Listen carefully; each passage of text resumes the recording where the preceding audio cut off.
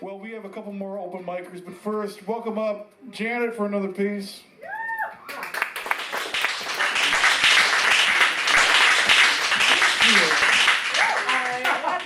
What? They're laughing at me. How's the music? When I was really stunned when I was watching somebody watching, I think, tennis in the Olympics, and he had green hair and he had these glasses. And I'm like, hey, those are my glasses. I wanted to share with you one poem from another southern state. And I'm doing this for you now because my feature that's coming up later has nothing like this in it.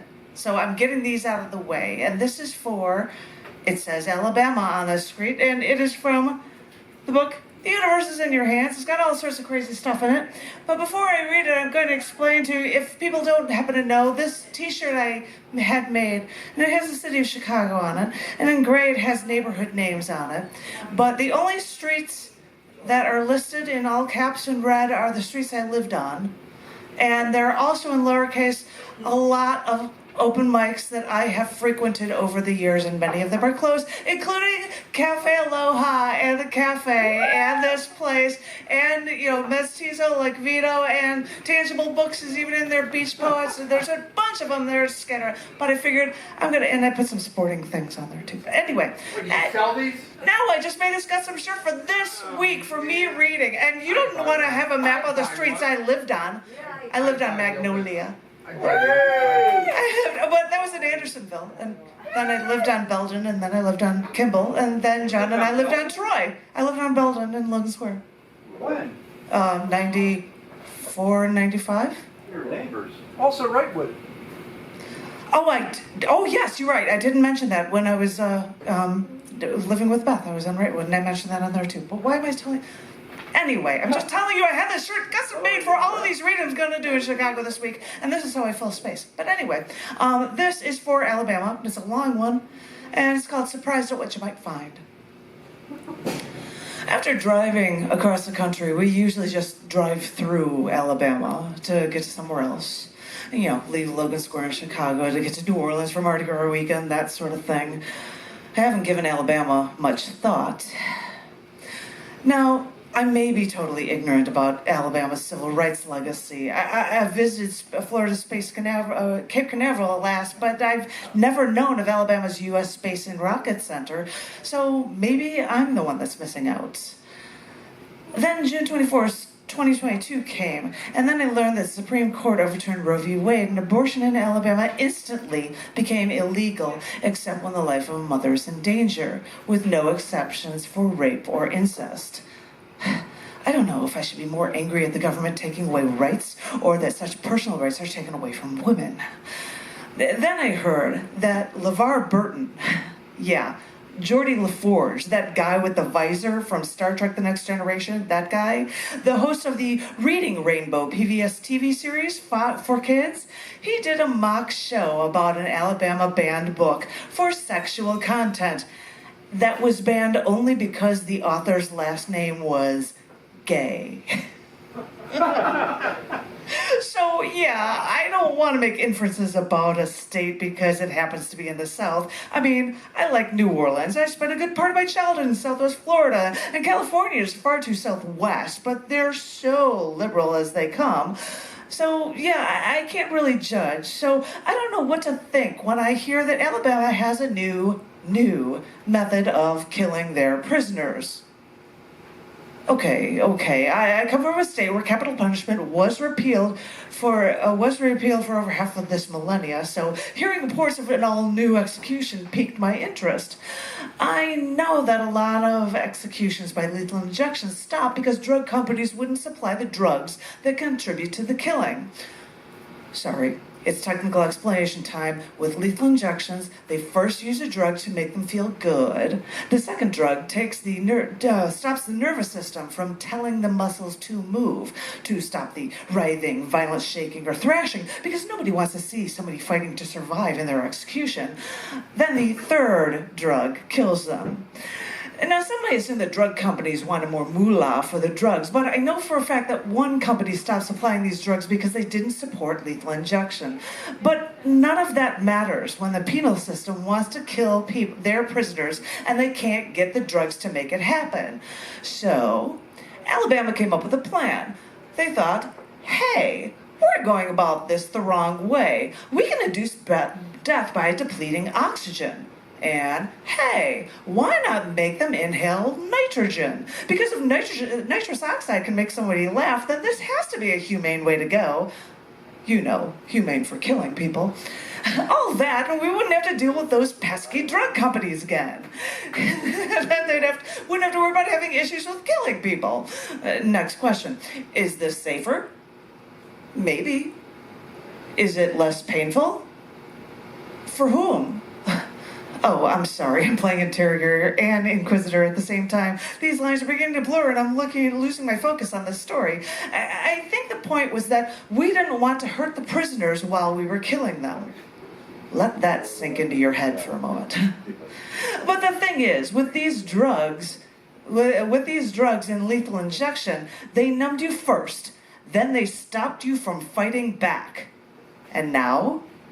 The prisoner gets a bag over their head for the nitrogen, and nothing for the sudden asphyxiation they feel when they lose all oxygen from their body. Now, I've never asked you to imagine what it feels like to be drugged to sleep, but think about having a bag over your head while fully conscious, losing oxygen, then the ability to breathe. While conscious. Imagine it. Just try. Because although the state said this would be a painless with, quote, unconsciousness in seconds, after the Alabama Attorney General called their first nitrogen gas execution textbook, witnesses disagreed when the execution lasted over 30 minutes as they watched Kenneth Smith conscious for minutes before writhing on the gurney for 2 minutes as he was, quote, violently shaking, thrashing. Alabama reporter Lee Hedgepeth even said, I've never seen such a violent means of execution. Wait, maybe I'm dwelling on this too much. This isn't the journalist's job to focus so much on the recent news, the one that you may never have heard of. But wait a minute, maybe that is journalism Janet's job, to give you the news. If I could go on about the storied history of illustrious past of Birmingham, I could go on about how, even though they have so little Gulf Coast, they rave about their Gulf shores, eat their peanuts while raving about their college football. But watch out for snails, because they have the most snails of any U.S. state. By far. But wait a minute, NASA's space camp is in Huntsville. The first rocket sent to the moon was built there. I mean, how cool is that? And if you look up Alabama news online, nitrogen execution is nowhere to be found. So maybe it's just that journalism bug that wants to research this, because if I don't, who will?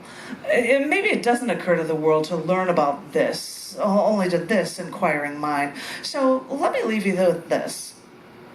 States like Nebraska, Mississippi, and Oklahoma are also interested in this asphyxiation method, since they also cannot find the drugs to kill their prisoners. So many to kill, so little time.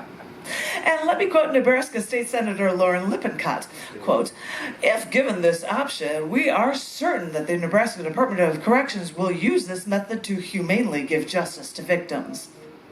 Editor's note, justice in this context means killing someone. In this case, killing someone isn't murder, it's justice.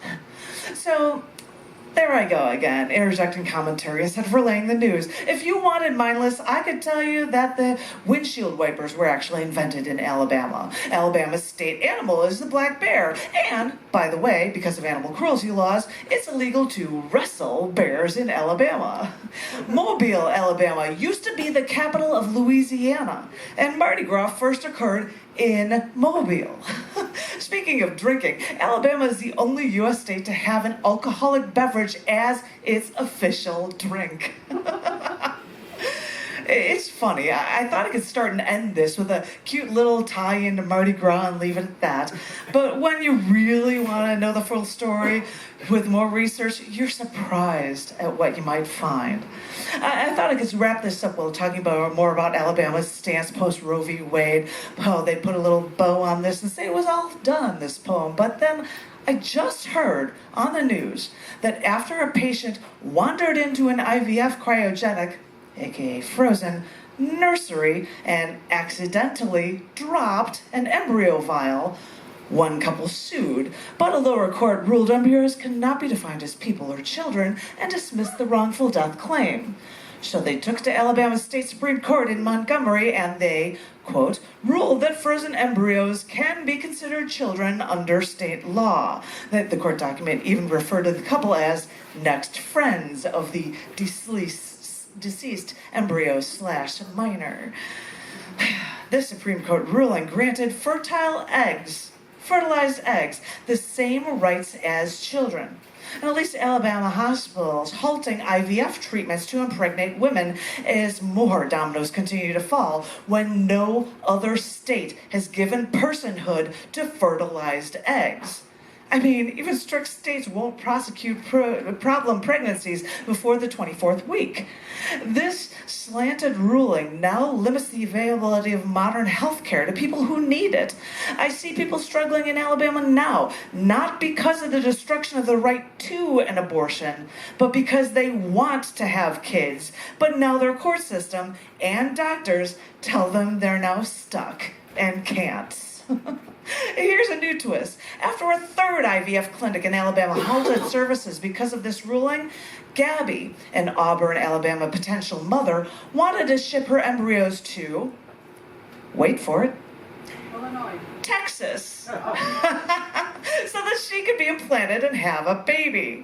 Then again, she might not be able to do this, for now that embryos are children, the companies handling the embryo transfers are unsure if legal ramifications exist for shipping children across state lines. So they are halting their services too. If you've heard me before, you might assume that all I'm interested in is giving women the right to an abortion. But this overturning is so much more. Just ask young couples in Alabama with difficulty in having children now that the state is stopping them. This fiasco still unfolds, but I don't know how to fight this as the dominoes are continuing to fall. For the more I learn, the more I fear how comfortable people are with the authoritarian state their government is turning into. People have asked our government to make decisions for everyone, and they didn't realize how badly these decisions would affect them. In telling the government to do the thinking for all the people, they didn't realize how much they would lose too.